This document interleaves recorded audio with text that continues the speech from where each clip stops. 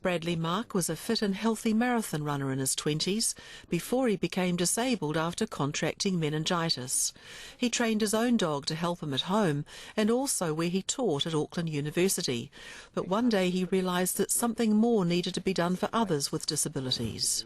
I used to take my dog Boston along to university with me so that after teaching I'd be able to take him to rest homes and retirement villages and things like that. And I had Boston with me that day. It was teeming with rain and I was sitting outside and I saw this woman in a manual wheelchair pushing herself across the quad with a big bag of books on the back of her wheelchair. And I looked across and thought, if only I could send Boston to help this woman who was obviously struggling to get to class. Later that day, having never met the woman before, I said to her, "Gosh, you look like you were having a hard time earlier this morning." And I thought she would just say, "Yes, you know, it was raining and I got wet." But she didn't. She burst into tears. And she said, "My human pusher didn't turn up. And it was either go home without going to class or get myself there with a huge effort and very wet." New Zealanders are very innovative people. And so we thought that there was an organisation that would train dogs to help people in wheelchairs. Through our explorations, we found there was absolutely nothing available for trained assistance dogs for physically disabled people, and so Mobility Dogs was created. Although the organisation is administered by a board of trustees, it's the work of dedicated volunteers like Brad Mark who make it possible for Mobility Dogs to carry out its mandate. Mobility Assistance Dogs Trust is a formally registered charitable trust which provides people with physical disabilities with trained service dogs so that those dogs can then assist their partners through the different environments in their lives, through home, school, work, out in the community. The dogs provide an increase in the person's level of independence, increases their self-esteem, and accordingly the well-being is enhanced. Good boy. Michelle Smith is a full-time PhD student at Auckland University. She suffers from muscular dystrophy, and mobility dog Amber has been by her side now for nearly 2 years. Amber came into the program when she was 6 months old after being donated by a breeder. She progressed through basic training, advanced, and then on to task-based intensive training. That's when they teach you to turn on and off light switches, pick things up and give them to you. I drop things a lot, so she will pick things up for me. So I might drop my wallet, drop my keys, drop pens, drop books. So she'll pick those up and she'll give them back to me. She also pays over counters for me as well. I can give her my wallet and she can pay or jump up on the counter and give my wallet to the person behind. I always ask the person if that's okay. One of the challenges constantly faced by people in wheelchairs is the possibility that they could suddenly tip over.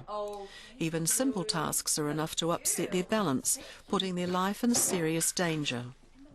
Amber has come to Michelle's rescue after several falls by fetching the telephone. And she ran all the way into the lounge, the other end of the house, got the phone, brought it all the way back. So I was actually able to ring my husband and say, "You need to come home and get me." And then I had taken off my slippers and I'd taken off my dressing gown, so I commanded her to go and get them out the bedroom. So she brought those back to me so I could keep warm. And then she curled up next to me, put her head on my knee and didn't move until he got home half an hour later. Another important part of Amber's training is to go and fetch someone to help.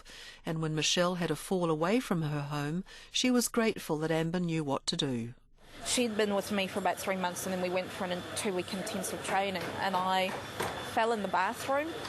She's kind of getting quite distressed. She's licking my face because I was crying my eyes out because I got such a fright and I thought, I don't know what I'm going to do. She kept going to the door, but because it was a cavity slider, she couldn't open it and she kept nudging it with her head. So I managed to get over there. I opened the door and I said to her, "Go get Bradley." And she just took off and she seemingly went and stood in front of him and he thought, "Oh, okay, where's Michelle?" No, I didn't appear. And he thought, well, that's a bit strange. And he looked at Amber and he said, "Where's Michelle?" And she just turned around and took off. And so he followed her and so they were able to come and actually get help and get me up off that floor. So, and for me, that's absolutely huge, is to have that sort of assistance. Having Amber by her side has broken down a lot of social barriers for Michelle. She said that people often ignore someone in a wheelchair, but she appreciates it when someone takes the time to look her in the eye and give her a smile. Amber's assistance has also made it possible for Michelle to be less reliant on others. Yes, good boy! Okay. I've always been independent, but she's just taken my independence to a whole new level, which I never thought was possible. Mobility Dogs receives no government funding, and the services they provide are totally dependent on donations they receive from the community. We make application to different organisations for different projects that we have on the go, and we have very successful in those because I think people appreciate just the value of mobility dogs and just the contribution that they make, not only to the person who receives the dog, but to their families and to the wider community. Brad Mark says there's been a huge difference in the lives of people who have been able to partner with a mobility dog. I suppose it really comes back to the most simple thing. If you are lying in bed and your caregiver has gone home for the night and your TV remote control falls off the bed onto the floor, then you are in the position to watch TV all night because you can't turn it off if you're in bed and you're dependent on someone else to help. But with a mobility dog, it's as simple as you have someone who willingly and lovingly wants to be part of you and assist you. It doesn't matter whether you drop it 5 or 6 times. You know, we drop it the first time, we drop something on the ground, a pen, something, and we say to someone, "Oh, I'm sorry, would you mind getting my pen?" And the second time you say, "I'm terribly sorry, could you get my pen?"